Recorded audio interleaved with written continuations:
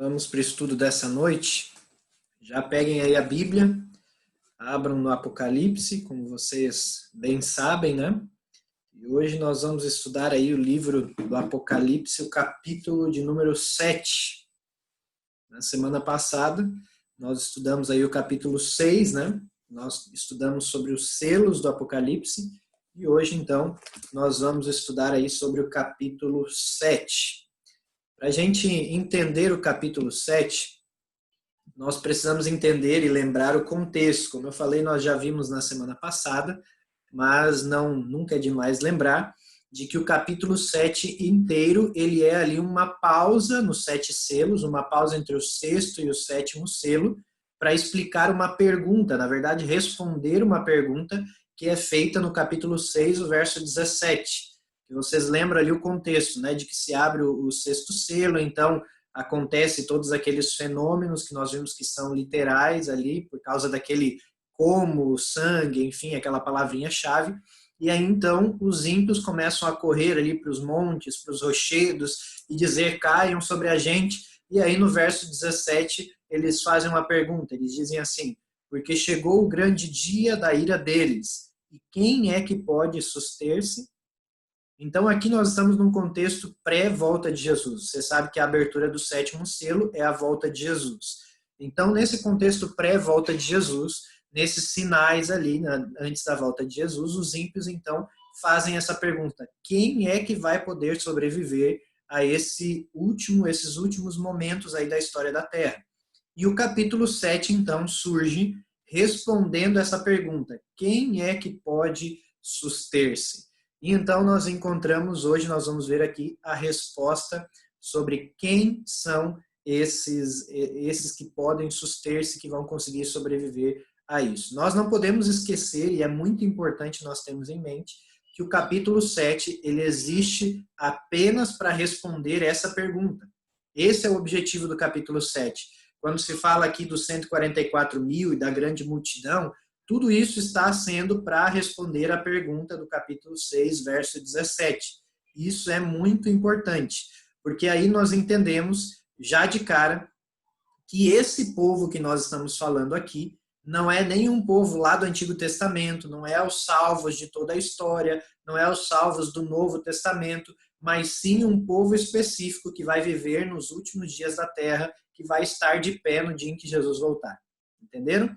Então, o capítulo 7 fala sobre isso, sobre esse povo que vai estar de pé no dia em que Jesus voltar, respondendo à pergunta do capítulo 6, verso 17. Vamos lá, então, vamos ler. Eu quero ler com vocês primeiro o capítulo 7 aqui, verso 1 até o verso 4. E nós vamos tentar entender aqui sobre o que está falando esse capítulo. Vamos lá. Capítulo 7, verso 1 a 4. Depois disso, vi 4 anjos em pé nos 4 cantos da terra, conservando seguros os 4 ventos da terra, para que nenhum vento soprasse sobre a terra, nem sobre o mar, nem sobre árvore alguma. Vi outro anjo que subia do nascente do sol, tendo o selo do Deus vivo, e clamou em grande voz aos 4 anjos, aqueles os quais foram dados fazer dano à terra e ao mar, dizendo, não danifiqueis nem a terra, nem o mar, nem as árvores, até selarmos na fronte os servos do nosso Deus. Então ouvi o número dos que foram selados, que era 144 mil de todas as tribos dos filhos de Israel. Vamos lá então, vamos decifrar aqui então o que o Apocalipse nos traz, e você já aprendeu aí nessa classe que nós tivemos, já é o nosso 6º encontro, de que a chave para decifrar o Apocalipse está na própria Bíblia. A chave para decifrar o Apocalipse está muitas vezes no Antigo Testamento e outras vezes no Novo Testamento. Mas vamos lá, primeiro ponto que eu quero estudar com você aqui é essa palavra, os 4 ventos, né? Esses 4 ventos que os 4 anjos estavam segurando. O que são esses 4 ventos? Quando nós vamos ao Antigo Testamento, a Bíblia, o vento sempre é símbolo de julgamento de Deus contra os ímpios. Então, nós temos aí vários e vários textos que nós poderíamos citar aqui, mas eu vou citar alguns, não vamos ler porque nós não temos tempo. Mas se você for a Oséias 13:15, você tem essa referência, Zacarias 6:4, você tem essa referência, Jeremias 49, 36, você tem essa referência, entre muitas outras passagens. Mas o que tem que ficar claro em nossa mente é que esse vento, é o juízo de Deus, o julgamento de Deus ali sobre ou contra os ímpios. Então nós vemos que esses 4 anjos, então, seguram essa ira de Deus, esse julgamento de Deus contra os ímpios. E dizem que esses 4 anjos estão em 4 cantos na terra. E isso não quer dizer que a terra é quadrada, né? Entenda. Não quer dizer que a terra é quadrada ou muito menos plana, né? Como alguns dizem por aí. Mas, enfim, o que está querendo dizer aqui, e se fosse traduzido, se fosse escrito, na verdade, nos dias de hoje, o profeta João escreveria assim: eles estavam nos 4 pontos cardeais da terra, ou nos 4 pontos da bússola. Então aqui quer dizer que é algo universal, ou seja, algo que vai atingir toda a terra. Os 4 cantos seriam ali os 4 pontos, mais ou menos: norte, sul, leste e oeste. Então, esses são os 4 cantos da terra. E aí nós vimos o seguinte, que esses 4 anjos, eles estão segurando nos 4 cantos da terra os 4 ventos ali, né? Os ventos que são a ira de Deus que vai vir sobre a terra. E então, nós lemos que de repente surge um anjo no verso 2, que ele subia do nascente do sol. Olha que interessante isso. Por que ele vinha do nascente do sol? Nascente do sol nada mais é do que você sabe, né? Nós já falamos sobre os pontos cardeais. Qual que é o lado que o sol nasce? Lembra? É o leste. Por isso que lá o Japão é chamado da terra do sol nascente, né? Porque é lá que o sol nasce primeiro, que fica ao extremo leste do nosso planeta. Então esse anjo, ele vem do leste. E por que essa referência ao anjo que vem do leste? Nós temos que responder isso através da Bíblia. Porque quando nós vamos à Bíblia, o leste sempre está relacionado a Deus. Quer ver um exemplo? Na verdade, eu vou citar 3 exemplos aqui para você. Mateus capítulo 24, você lembra que fala que a volta de Jesus vai começar com uma nuvem do tamanho da mão de um homem. Lembra disso? E essa nuvem, ela vai surgir, sabe aonde? Se você prestou atenção nos detalhes, ela surge no leste. Ela vai surgir do leste. Na batalha do Armagedon, Apocalipse 16, a gente vai estudar sobre isso mais à frente. Há um rei que representa Cristo, que vem ali para a batalha do Armagedon, e esse rei vem do leste.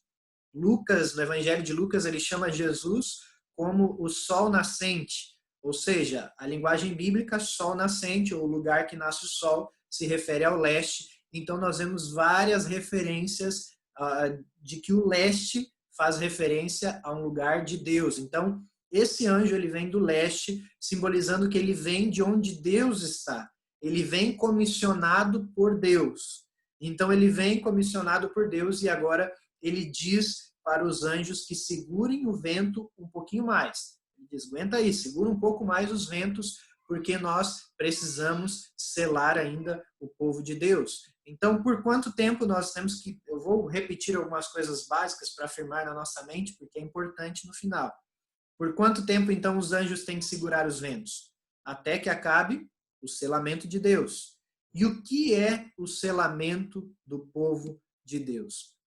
Nos tempos antigos, quando foram escritos, né, aqui quando foi escrito o Apocalipse, o Novo Testamento, tinham alguns significados. Por exemplo, os selos eram usados em documentos. Lembra que nós vimos o livro, ou rolo, no caso, que Cristo pega, ele é digno de pegar, tinham ali 7 selos. Nós vimos as aberturas dos selos, inclusive o capítulo 7 está aqui no meio da abertura do 6º para o 7º selo.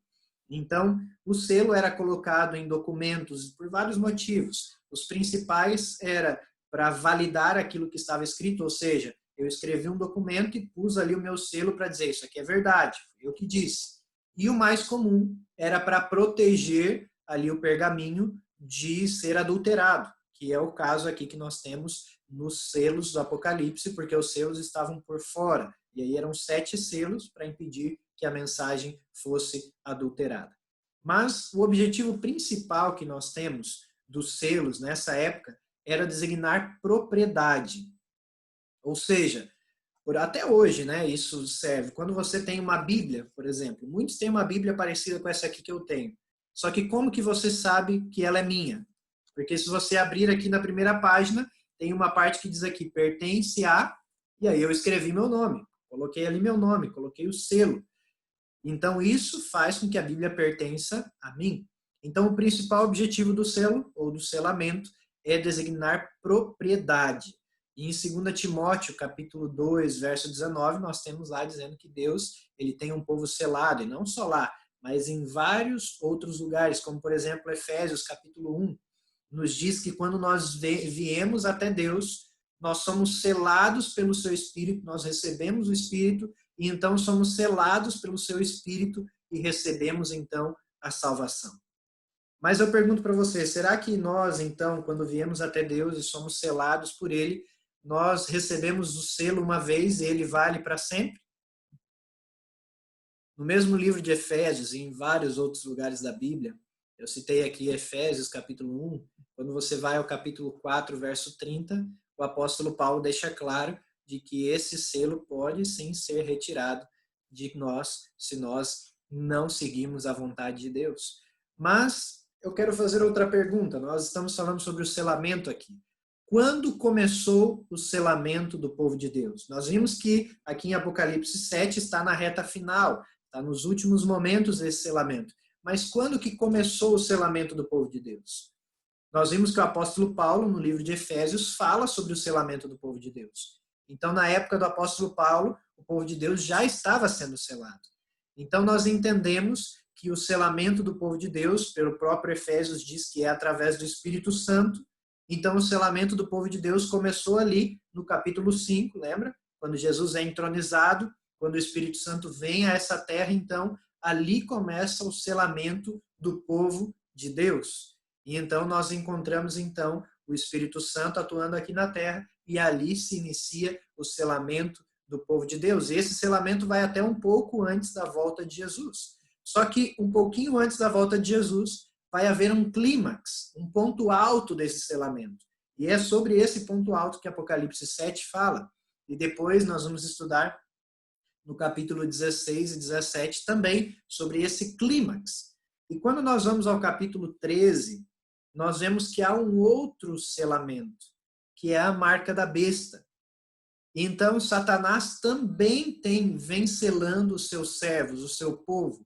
E então, no momento em que Satanás começa a lançar sobre o seu povo a marca da besta, é que há esse clímax, quando Deus também sela de maneira mais intensa o povo de Deus com o seu selo. E durante, então, toda a história do cristianismo, o povo de Deus tem sido provado, tem sido testado para manter esse selo de Deus, para manter a sua fé. Só que nos últimos dias, o Apocalipse diz que o povo de Deus seria aprovado em 2 pontos principais. O primeiro deles, guardar toda a lei de Deus.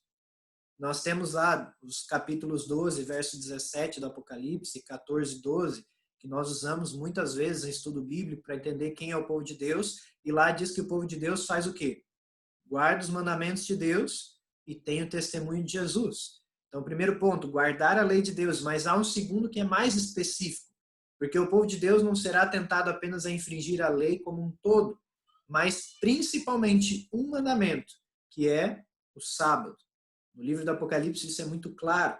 E isso vai se intensificar quando o selo da besta exigir a adoração de um dia específico. E então nós, como servos de Deus, como povo de Deus, vamos ter que manter fidelidade em relação ao sábado. E o sábado sempre foi um teste de lealdade para o povo de Deus. Êxodo 31, Ezequiel 20 fala sobre isso. Mas essa questão do sábado, do selo da besta, nós vamos ver mais quando nós chegarmos lá no capítulo 13. Mas voltando ao selamento, nós vemos que ele traz propriedade, mas ele não traz apenas propriedade, mas ele traz também proteção. Porque Deus diz, esse é o meu povo, então não mexa com ele. Ele diz, quando o povo for selado, os ventos não vão atingir esse povo. Então, olha que notícia maravilhosa. O povo selado de Deus não é apenas propriedade de Deus, mas também é protegido por Deus dos ventos dos últimos dias. E o livro do Apocalipse, como nós já vimos várias vezes, ele tem como pano de fundo muitas coisas do Antigo Testamento. E quando nós vamos ao capítulo 7, e falamos sobre o selamento do povo de Deus, nós temos que ter em mente que por trás disso há uma referência a Ezequiel, capítulo 9, o verso 1 até o verso 11. Eu não vou ler tudo que está lá, mas anote aí, depois leia com atenção, que vai valer a pena. Mas eu vou fazer um breve resumo aqui do que nós lemos em Ezequiel capítulo 9, verso 1 até o verso 11. Aqui nós vemos Ezequiel vendo um povo iníquo em Jerusalém, um povo infiel. E aí então ele tem uma visão de um homem vestido de linho que vem de onde? Do leste. Mais uma vez, um homem comissionado por Deus vindo do leste. E aí então esse homem tem ferramentas de escrita em sua mão. E aí Deus instrui ele dizendo o seguinte: agora você vai pela cidade, vai por Jerusalém e marca na testa cada pessoa que está ali olhando para mim e dizendo assim: Senhor, até quando? Lembra aquele clamor? Até quando vai ter pecado aqui em Jerusalém? Quando que vai ter fim o pecado em Jerusalém? E ele diz: vai e marca na testa aqueles que são fiéis a mim. E aí depois que esse homem vai marcando o povo fiel, selando o povo fiel, também vão outros homens agora que são ali executores, comissionados a seguirem esse homem e matarem todos aqueles que não tiverem o selo de fiéis a Deus, o selo do povo de Deus na testa. Isso aqui em Ezequiel faz referência à destruição de Jerusalém pelos babilônios, quando a Babilônia entrou em Jerusalém e muitos então morreram e os fiéis são os que sobreviveram, tanto que Daniel e seus amigos sobrevivem nesse ataque dos babilônios e são levados cativos à Babilônia. Então, esse texto de Ezequiel, capítulo 9, é o pano de fundo que nós temos aqui em Apocalipse, capítulo 7. Eu pergunto para você, será que o Antigo Testamento é necessário para entender o Apocalipse? Mais do que necessário, né? Sem ele, a gente estaria perdido. Mas aqui nós temos, então, essa mesma história, esse mesmo pano de fundo, de selar contra o juízo de Deus, selar o povo de Deus para que não fosse atingido por esse juízo. Então, esse sopro, esse vento que nós vemos, esse sopro dos ventos em Apocalipse 7, é um juízo de Deus que virá sobre a terra e que nós chamamos de grande tribulação. E a gente não, né? Mas o Apocalipse chama de grande tribulação nos últimos dias. Quando nós vamos a Daniel, capítulo 12, verso 1, nós lemos algo muito importante. Eu quero ler com você aqui. Daniel, capítulo 12, verso 1. Olha o que diz aqui. Daniel 12, 1. Daniel, capítulo 12, verso 1. Diz assim: nesse tempo se levantará Miguel, o grande príncipe, o defensor dos filhos do teu povo, e haverá tempo de angústia, qual nunca houve, desde que houve nação até aquele tempo. Mas naquele tempo será salvo o teu povo, todo aquele que for achado escrito no livro. Daniel aqui está falando sobre exatamente o mesmo momento que nós vemos aqui a grande tribulação de Apocalipse. Veja, uma grande tribulação como nunca houve, mas naquele tempo os que estiverem escritos no livro serão protegidos. Nós encontramos então a mesma referência. E quando nós vamos a Apocalipse 15 e Apocalipse 16, nós encontramos ali as 7 últimas pragas, que são também exatamente a mesma referência da grande tribulação. Nós temos em Apocalipse 7, em Apocalipse 15 e 16, em Daniel 12, palavras diferentes para o mesmo acontecimento. E isso tem um motivo que nós vamos estudar mais à frente. Pode falar aí, Luciano. Libera teu som aí, pode falar. Não, só para colaborar com o que o senhor está falando aí, Apocalipse 7 ali, quando o ancião faz a pergunta ali, que ele pega ali, tomou a palavra dizendo, esse que se veste de vestiduras brancas, quem são e de onde vieram? Respondi-lhe, meu senhor, tu sabes. Então ele me disse, são estes que vêm da grande tribulação. É ali Apocalipse 7, verso 14. Exatamente. É a grande tribulação que nós encontramos aqui. São o que são os ventos que vão vir sobre a terra. Então nós encontramos aqui que a referência, então, é a essa grande tribulação, mesma de Daniel, mesma das 7 pragas que nós encontramos no capítulo 15 e 16. Mas eu quero ler no verso 4 em diante, agora aqui do capítulo 7, que depois que nós entendemos essa questão dos ventos, dos anjos e tal, o que é isso? O verso 4, então, diz que João ouviu o número dos que foram selados e era 144 mil. E aí de todas as tribos de Israel. E aqui é uma lista das 12 tribos de Israel, 12 mil de cada uma das tribos, somando o número de 144 mil. E esse número, então?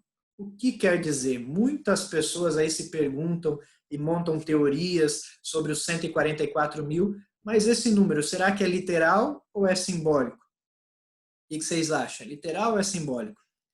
Lembram-se lá do capítulo 1 que nós estudamos? O livro do Apocalipse é um livro simbólico. E a menos que o contexto deixe extremamente claro, ou claro de que é algo literal, nós devemos tomar como algo simbólico, falando de verdades, coisas que aconteceram e vão acontecer, mas simbólicas. Algumas pessoas tomam como literal, mas tem alguns problemas aqui.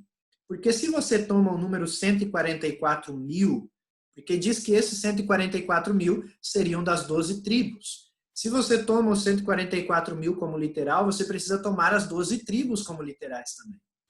E aí tem um problema. Na verdade, tem 2 problemas. O primeiro problema é o seguinte, que as 12 tribos não existem mais. Não existem. Os assírios destruíram as 10 tribos. E depois, mais tarde, também as outras 2 com o cativeiro babilônico também praticamente se desfizeram. E nos tempos do Apocalipse, a Bíblia se refere ao povo de Deus ali como judeus, que são descendentes de Judá. Então havia sobrado apenas uma tribo. Então não existem mais as 12 tribos. Isso é um problema. Então aí nós já temos um grande problema aí para tomar esse número como literal, porque as tribos não existem mais. E depois também há um segundo problema, porque a lista que nós temos aqui das tribos, essa lista, como há aqui em Apocalipse 7, não tem em nenhum outro lugar da Bíblia. Quando nós vamos ao Antigo Testamento, as outras listas, nós temos aqui o fato de que a primogenitura, por causa do grande pecado de Rúben, foi tirada dele e foi dada a José. E então nós temos não a tribo de José, mas a tribo de Efraim e Manassés, nas 12 tribos, que eram os filhos de José.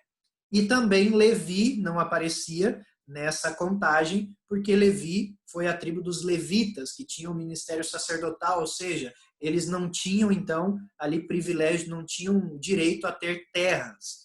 Então, Levi acaba não aparecendo, José não aparece, mas Efraim e Manassés aparecem.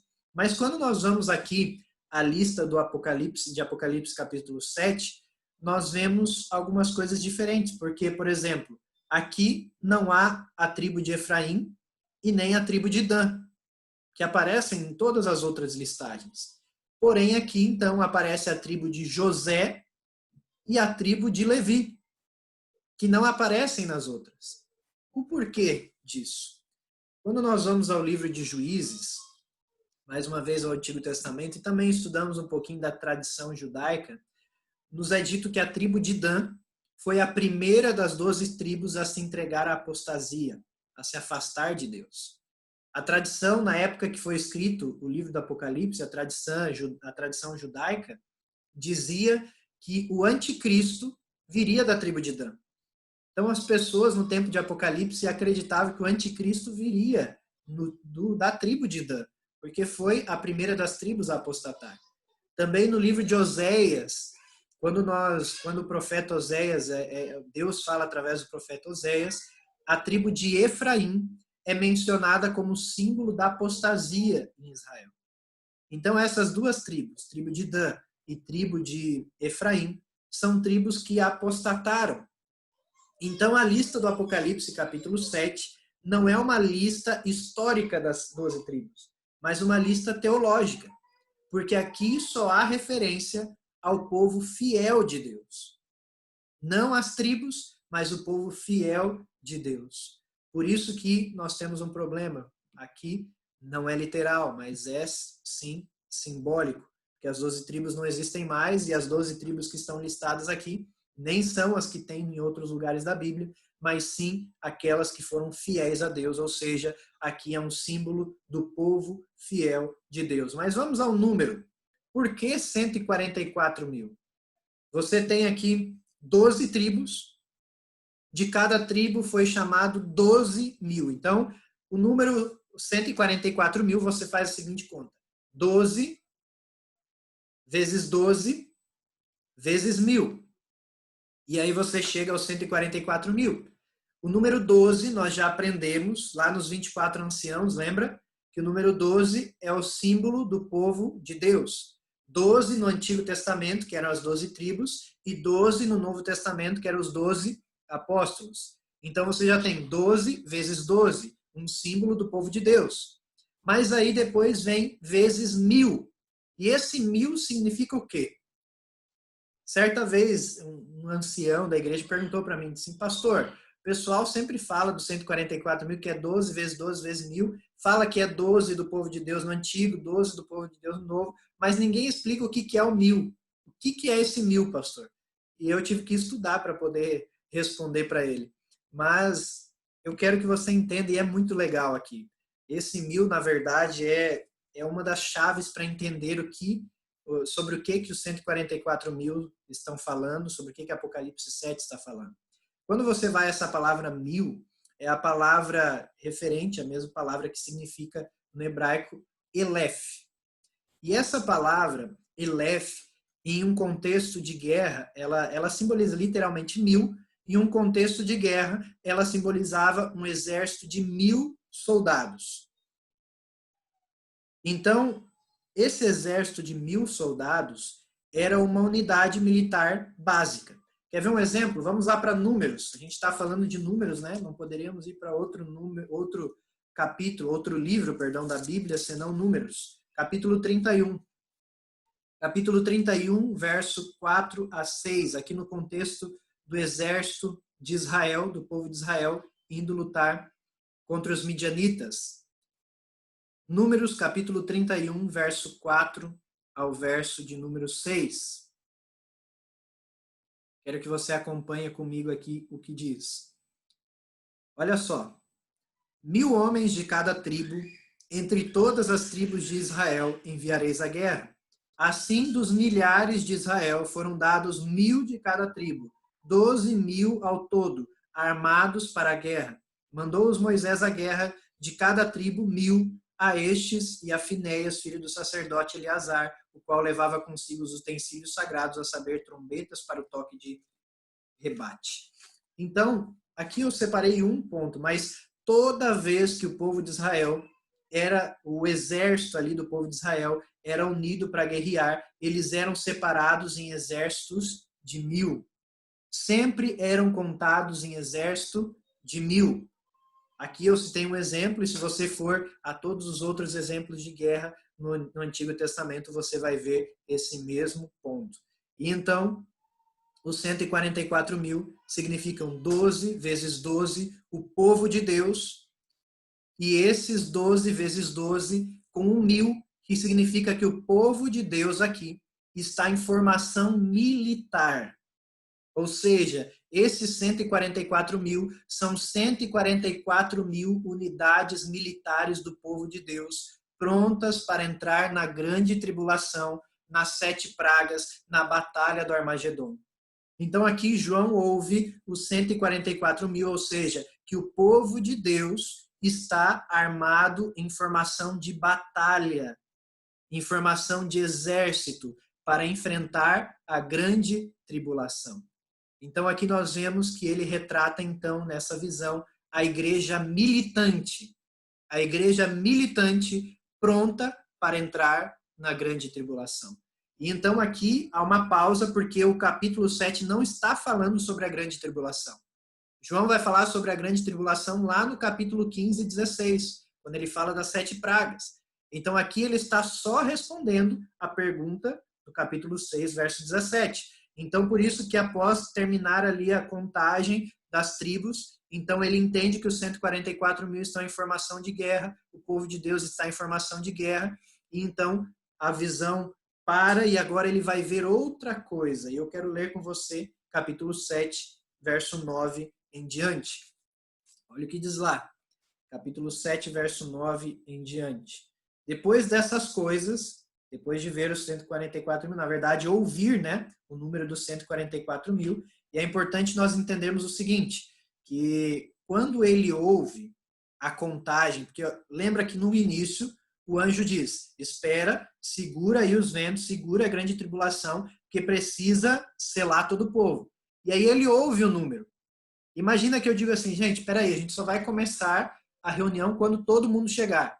E eu digo assim, bom, gente, nós já temos aqui 50 pessoas, então vamos começar. Vocês entendem, então, que 50 pessoas é o número que eu estava esperando. Então, quando ele ouve o número, quer dizer que foi, então, a grande tribulação. E então, depois disso, agora, ele tem essa nova parte da visão, onde ele vira para olhar. Ele ouviu o número e agora ele vai olhar e olha o que ele vê. Depois dessas coisas, verso 9, vi e eis uma grande multidão que ninguém podia enumerar, de todas as nações, tribos, povos e línguas, em pé diante do trono e diante do Cordeiro, vestido de vestiduras brancas, com palmas na mão, e clamavam em grande voz, dizendo, ao nosso Deus que se assenta no trono e ao Cordeiro pertence a salvação. Todos os anjos estavam de pé, rodeando ao trono, os anciãos e os 4 seres viventes, e ante o trono se prostraram sobre o seu rosto e adoraram a Deus. Pulamos para o verso 13, diz assim, um dos anciãos tomou a palavra dizendo, estes que se vestem de vestiduras brancas, quem são e de onde vieram? Respondi-lhe, Senhor, meu Senhor, tu o sabes. Ele então me disse, são estes os que vêm da grande tribulação. Lavaram suas vestiduras e as alvejaram no sangue do Cordeiro. Razão porque se acham diante do trono de Deus e o servem de dia e de noite no seu santuário, e aquele que se assenta no trono estenderá sobre eles o seu tabernáculo. Jamais terão fome, nunca mais terão sede, não cairá sobre eles o sol, nem ardor algum, pois o Cordeiro que se encontra no meio do trono os apacentará e os guiará para as fontes da água da vida, e Deus lhe enxugará dos olhos todas as lágrimas. Algumas pessoas pensam que os 144 mil são um grupo que vai viver ali antes da volta de Jesus, o grupo que vai estar vivo quando Jesus voltar, e aqui nós concordamos nisso, nós acabamos de ver isso, mas defendem que esse grupo da grande multidão é um grupo diferente. E esse grupo da grande multidão são salvos de todas as épocas, desde lá do Antigo Testamento até o Novo Testamento, enfim, aqueles que morreram no percurso e que não estavam vivos quando Jesus voltou. E defendem, então, que esses 144 mil são um grupo especial, um grupo que tem honras especiais, um grupo que atingiu o que ninguém mais atingiu. E por eles terem atingido uma espécie de perfeição, eles agora recebem uma honra maior no céu. Eles têm uma patente maior no céu do que a grande multidão. Os 144 mil, eles ganham um nível maior de salvação, porque Deus olha para eles e diz assim, ó, meus filhos, vocês fizeram um negócio que ninguém conseguiu fazer, então, ó, vocês vão ter uma patente maior aqui no céu. E a grande multidão é o resto do povo que foi salvo. Mas nós precisamos entender que mesmo do verso 9 em diante, João ainda continua respondendo à pergunta do capítulo 6, o verso 17. Ainda ele está respondendo a mesma pergunta. E uma coisa que nós precisamos notar aqui é que várias vezes no Apocalipse, João, ele quando está em visão, ele ouve uma coisa e quando ele vira para ver, ele enxerga outra coisa. Já percebeu isso? Lembra lá no capítulo 1, quando ele ouve Jesus e aí ele pensa que é Jesus, o Nazareno, e ele vira e enxerga o quê? O Jesus glorificado. No capítulo 5, na entronização de Cristo, quando ele ouve que o leão de Judá, ele é digno de pegar o livro. E então, quando ele ouve o leão de Judá, que o leão de Judá estava vindo, ele vira e enxerga quem? Enxerga o cordeiro.